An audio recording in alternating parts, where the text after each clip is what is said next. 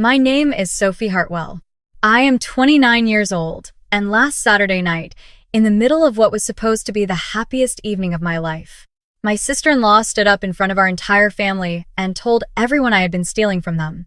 She had documents. She had numbers. She had a whole speech prepared.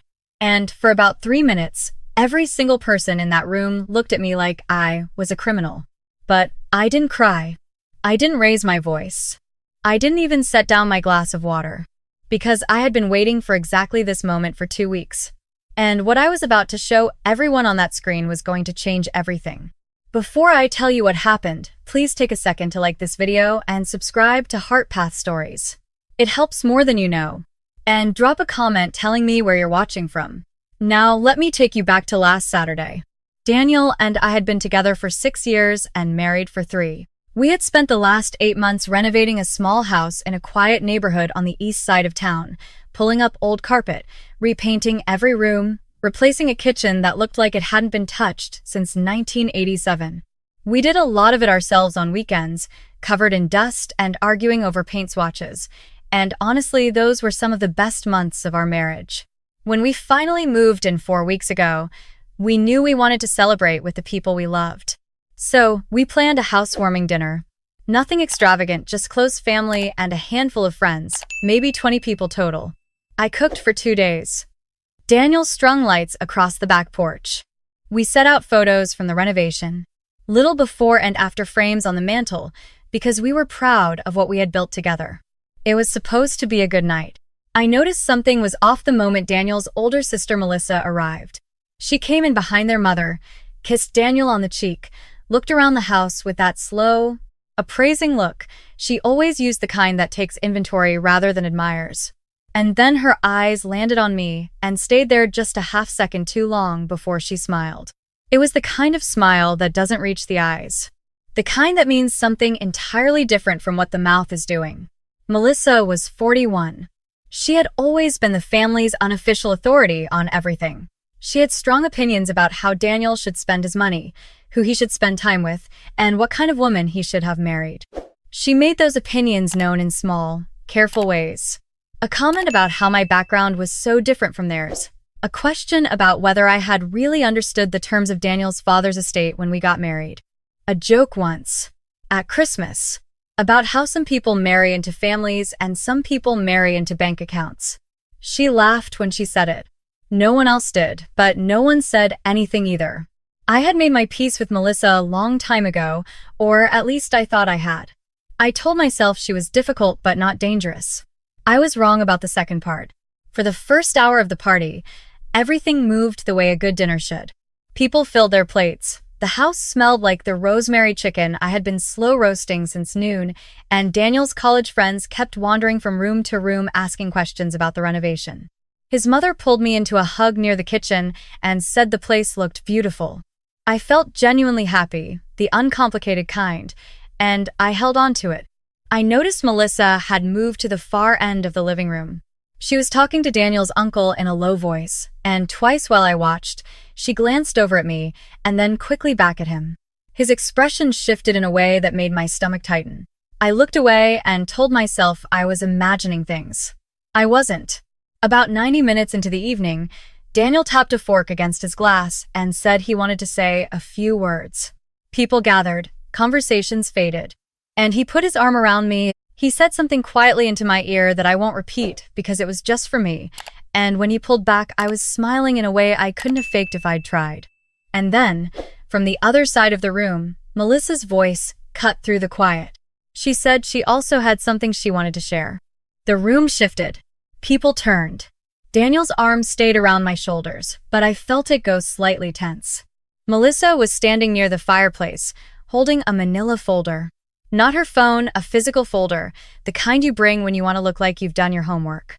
She looked composed, even warm, in the way that people look when they've practiced something many times and have decided the performance is ready. She said she loved her brother. She said she loved this family.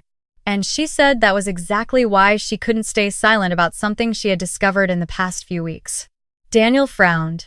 He asked what she was talking about. Melissa opened the folder. She pulled out several pages and held them up, then walked them around so people could see. They appeared to be financial documents, statements, transfer records, something that looked like a signed authorization form. She said that after their father passed 2 years ago, the estate had been managed jointly, and that during a routine review she had found irregularities. Transfers she didn't recognize. Authorizations that didn't match the family's records. She set the papers on the coffee table where several people leaned in to look. Then she looked directly at me. She said the signature on the authorization forms was mine. The room went very quiet. Daniel's arm dropped from my shoulders. His mother made a small sound near the kitchen doorway. I heard someone near the back of the room whisper something to the person next to them, and I watched the ripple of it move through the crowd, the way a stone disturbs still water. People were looking at me. Not all of them with accusation, some with confusion, some with discomfort, but they were all looking, and no one was saying anything in my defense, because the documents were right there on the table and they looked real, and what was there to say? Melissa waited. I could feel her watching me, measuring me, waiting for the panic to arrive. I took a slow breath. And then I smiled. It was a small smile, not triumphant, just calm. The same way you might smile when you're holding a very good hand and someone across the table has just gone all in. Melissa's expression flickered. She had expected tears. She had expected denial, or anger, or some stumbling explanation. She had not expected this. She asked me why I was smiling. I set my glass down on the side table beside me, carefully, without any hurry. I said that I appreciated her bringing this to the family's attention, that it was clearly something that needed to be addressed, and that I completely agreed we should look at everything together, as a family, with full transparency. Melissa looked thrown for just a second, then recovered. She said she was glad I felt that way. I nodded. Then I asked if she would mind if we pulled everything up on the television. I gestured toward the large screen mounted above the fireplace. We had connected it to a laptop earlier in the evening to play music. I said if we were going to look at documents and talk about numbers, everyone should be able to see clearly. Melissa paused. Just a short pause, barely a beat. But I had been watching for it. She said that was fine. The documents were already on the table. I said I had a few things I wanted to share as well. She looked at me. Something moved behind her eyes that she quickly pressed back down. I walked to the small desk in the corner of the room where Daniel's laptop was sitting open. I pulled up the files I had organized 3 days ago and connected the laptop to the television. The screen on the wall came to life. I navigated to the first folder, then turned back to the room. I told everyone that I wanted to start by addressing the documents Melissa had shared, because she was right, there were irregularities in the estate records. There absolutely were. But the story of where those irregularities came from was not the story she had told them. Melissa's chin lifted slightly. I said that about 3 weeks ago, I had been reviewing some old files related to Daniel's father's estate, nothing out of the ordinary, just routine paperwork, when I noticed something that didn't add up. A transfer authorization that bore my signature, which would have been unremarkable, except that I had never signed it. And the date on the document was a Tuesday afternoon in March, when I had, in fact, been on a work trip in another city entirely. A few people in the room shifted their weight. Daniel looked from me to his sister and back again. I clicked to the first document on the screen. It was a hotel receipt, my name, the city, the date. Then I clicked to the second, a company card transaction from a restaurant in that same city on the same evening. Then a third, a photograph someone had taken at the work dinner that night, time-stamped, location data visible in the file properties, my face clearly in the frame. I said quietly that on the day my signature appeared on that authorization form, I was 400 miles away. The room had gone very still. Melissa's voice came out measured, but something underneath it had changed. She said that I could have signed the documents before I left. That dates on paperwork weren't always filed the same day they were signed. I said that was a fair point, and that I had thought of that too. I clicked to the next file on the screen. I explained that when I realized the signature wasn't mine, I did what I think any reasonable person would do. I contacted a digital forensic service, a small firm a colleague had recommended, and asked them to look at the metadata of the original document files. Most people don't realize that digital documents carry information about when they were created and, more importantly, on what device. The new page appeared on the television screen. It was a clean, Formatted report with a logo in the corner and several columns of data. Dates. File creation timestamps. And in one column, clearly readable from anywhere in the room, a device identifier. Melissa's device identifier. The room erupted. Not in shouting in a rush of whispered voices all talking at once. People leaning toward each other. People leaning toward the screen. Daniel's uncle, who had been standing near the window with his arms crossed since Melissa started talking, moved closer to read the screen more carefully. Daniel's mother had gone completely pale. Melissa laughed. It was sharp and short and had no joy in it whatsoever. She said that was absurd. She said anyone could generate a fake report with a logo on it. I said I understood why she might say that. Then I clicked to the next page. I told the room that because I anticipated exactly that response. The forensics firm had also provided their contact information, their license number with the state, and a verification code that anyone in this room was welcome to use to pull up the original report directly from their secure client portal, without going through me at all. Melissa had stopped laughing. Daniel was staring at his sister. I let the room sit in that silence for a moment, and then I said there was one more thing I needed to show everyone. I said I was sorry, because what came next was going to be painful for some people in the room. But I believed the family deserved to know the full picture, not just the part of it that someone had chosen to put on display. Daniel asked me, quietly, what I meant. I said that while the forensics firm was examining the document files, I had also asked them to look at the pattern of the estate transactions, not just the one authorization with my forged signature, but all of the transfers that had occurred since Daniel's father passed. I had wanted to understand the scope of what I was dealing with. I clicked to the final section of the report. A table filled the screen. Transaction records. Dates going back nearly 18 months.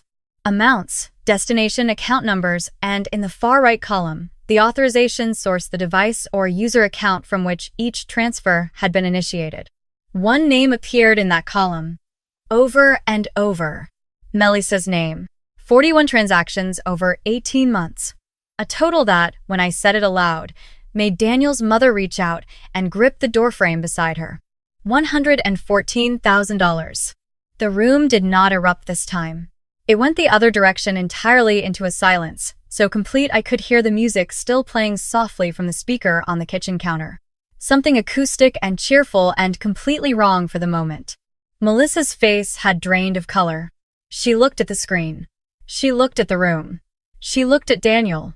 She said they didn't understand. Daniel's voice, when it came, was very quiet. He asked her how long. She shook her head. She said it was complicated. He asked again. How long had she been taking money from their father's estate? Melissa looked at me then, and the expression on her face was one I hadn't expected. Not the cold confidence from before. Not the performance, something raw. Something almost like disbelief that it had gone this way, that the night had turned in this direction. That the person she had spent years dismissing had been the one to unravel everything she had carefully constructed. She said she had needed it. That she had been in debt, that there were things no one in the family knew about. That she had intended to pay it back and had been about to when. Daniel held up one hand. Just a small gesture. But it stopped her completely. He said he had heard enough. He turned toward me, and the look on his face in that moment was something I won't easily forget. Not just regret, though that was there, but something that looked like he was genuinely seeing the full shape of something for the first time. He said my name. He said he was sorry. He said he should have. I shook my head gently. I told him it was okay. That we would talk later, just the two of us, and that right now there were more important things to handle. He nodded slowly. Then he looked at his sister again. He told Melissa he wanted her to leave. She looked around the room. She looked at her mother, who had turned her face toward the window. She looked at the uncle near the back, who was looking at the floor. No one moved toward her. No one offered her an exit or a defense, or even a word of comfort. She picked up her purse from the chair beside the fireplace. She picked up the folder with her documents, the forged documents, which now meant something entirely different from what she had walked in with, and she held it against her chest like a shield. She walked to the front door. She paused with her hand on the knob, and for a second I thought she was going to say something else. But she didn't. The door opened and closed, and the sound of it was soft in a way that didn't match the size of what had just happened. The room was quiet for a long moment. Then Daniel's mother crossed to where I was standing and took both of my hands in hers. She didn't say anything right away. She just held on. And I let her. In the weeks that followed, the forensics report was handed over to an attorney. The estate's financial records were audited in full. The transactions were documented, verified, and eventually submitted as part of a formal complaint. Melissa was required to repay the estate. A structured agreement was reached through legal counsel, and a separate civil case was opened to address the forged documents and the defamation of that night. I don't know exactly how it will all resolve, because these things take time. But I know that the records are out there now, and the family has seen them, and no version of this ends with anyone pretending nothing happened. Daniel and I took a few days away, just the two of us. About a week after the dinner, we drove to a cabin we'd rented once before, the kind with no good Wi-Fi and a fireplace that requires actual attention. We talked for a long time about his sister, about the years before I came into the picture, about what he had known and what he had not wanted to know, and about what we were going to do with all of it. I won't pretend that conversation was easy. It wasn't. There were moments where things got very honest in ways that were uncomfortable, and one evening where neither of us talked at all. But we came out the other side of it still holding on to each other, and that mattered more to me than any of the rest of it. Before we left the cabin to drive home, I stood on the small porch in the morning and thought about the night of the party. I thought about the way the room had felt when those documents hit the coffee table, the way the air had changed, the way Daniel's arm had dropped from my shoulders. I thought about how easy it is, in a moment like that, to believe the story being told about you, to feel guilty for something you didn't do, to scramble for an explanation before you've even had time to think, to make the panic visible on your face before you've had a chance to show anyone who you actually are. I had spent years being quiet in the face of small cruelties. Little comments, careful jabs, the kind that leave no evidence. I had never had a way to answer them, nothing that could stand in a room and be seen for what it was. That night was the first time I did. And I was grateful for every minute of preparation, every file saved, every quiet email to a forensics consultant, every decision I had made in those 2 weeks to be careful and slow and thorough. Melissa had counted on me panicking. She had built her plan around it. She forgot that the person who had renovated an entire house with her own 2 hands and a very stubborn sense of purpose was not someone who panics easily. When Daniel and I got home, the lights we had strung across the back porch were still there. The before and after photos were still on the mantel. The house still smelled faintly like the rosemary chicken and the wood polish I had used on the floors the day before the party, and standing in the entryway, looking at everything we had made, I felt something settle back into place inside me. This was ours. We had built it, and no one was going to take that from us.